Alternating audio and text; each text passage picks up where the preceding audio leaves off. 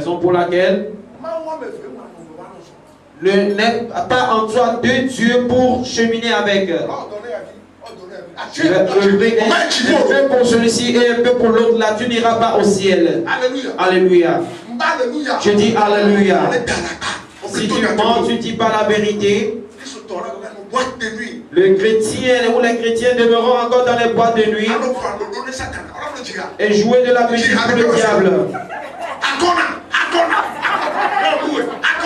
Fais-le connaître. Dieu merci parce que nous rentrons dans le connaître. Faites-le connaître. Moi, j'y suis pas inclus. Je ne vais plus faire aucun connaître. Allez-y, continuez par entrer dans le connaître.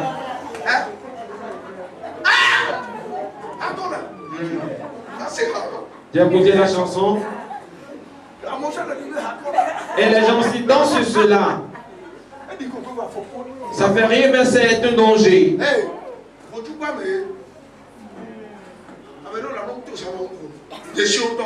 Quelques-uns, quand ils ne font pas des veillées, dans les couvents d'idoles, ils ne sont pas libres quand ils ne font pas des veillées. Et tu es en train de sauver des âmes pour le diable. Et sauveras aussi des âmes pour Dieu. Tu veux tromper qui? Cela vous regarde, j'y suis pas inclus. Alléluia. Alléluia. Alléluia. Alléluia. Alléluia. C'est à voir.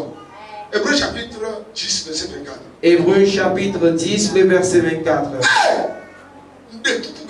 Je vous en prie. Que nul ne soit en tentation. Nous allons chasser toutes ces personnes.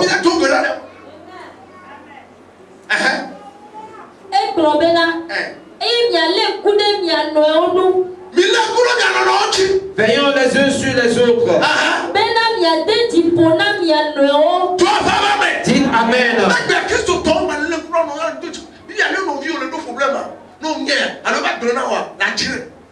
Aujourd'hui, les chrétiens ne veillent plus les uns sur les autres. Un problème, il te le dit, tu le publieras. Pourquoi? Tu es fils du diable. Où avez-vous appris ces choses? Vous êtes dans un malheur, nous allons vous chasser, t'ôter les faux frères. Paul a surnommé quelques-uns à l'Akpanoviwo. Ils doivent être chassés du sein de nous. Et quelques-uns déclarent qu'on ne chasse pas de l'église. Qui vous a dit cela? Tu as détruit aujourd'hui, tu détruiras demain et après-demain. On fera une délégation pour te chasser. Les gens diront cela une des 2 jours et puis c'est fini. Si vous lisez le livre de Dag,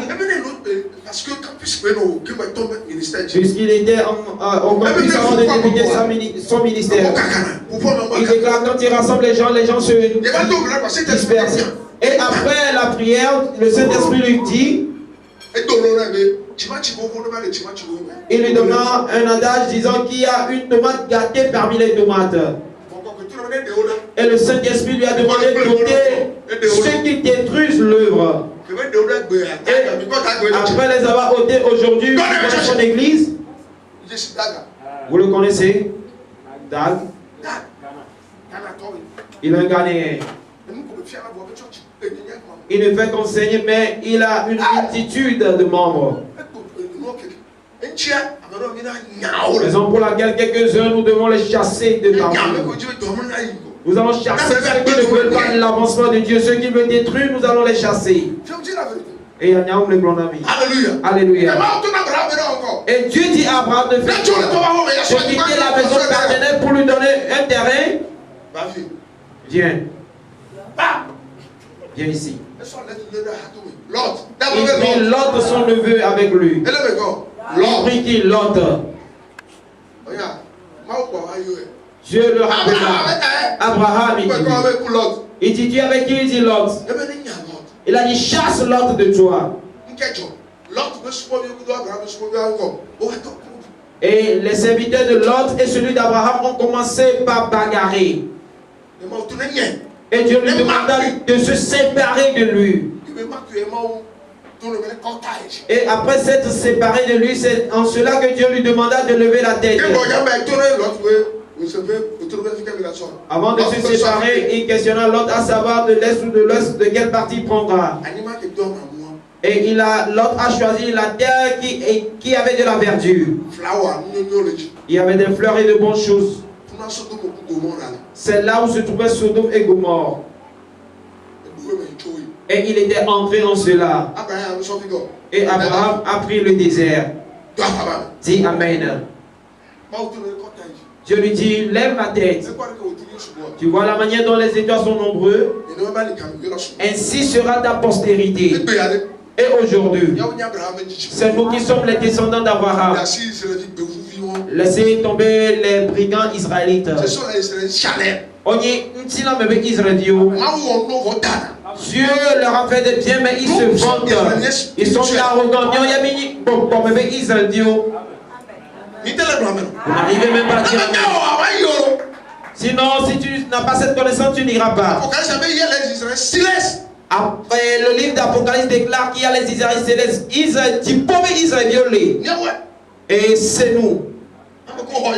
Nous qui avons reçu Jésus. Dites-moi Amen.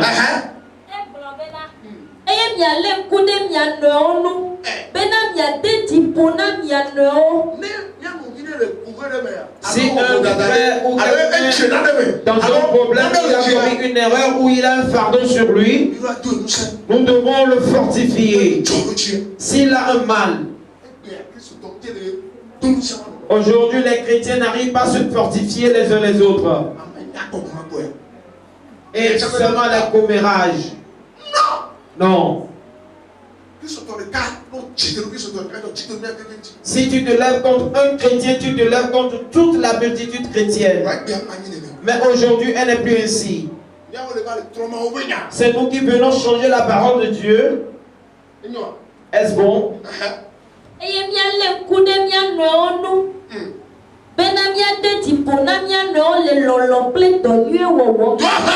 Dis-moi Amen. Si tu vas accomplir la loi de Jésus, les bonnes œuvres, il y a les œuvres de la charité ou de l'amour. Alléluia. Alléluia. Aujourd'hui, nous les chrétiens, nous avons failli en tous ces domaines. Nous n'arrivons pas à faire les œuvres de bonne volonté. Tu parleras en vain, mais nul ne le fera. Et Dieu se réjouira de toi. Vous ne faites même pas le jeûne, vous êtes fatigué du jeûne, mais la chose qui est plus grande que le jeûne, ce sont les bonnes œuvres. Écoutez ce que je vous dis. Est-ce que vous avez connaissance de la femme qui est Dorcas Tabitha dans la Bible?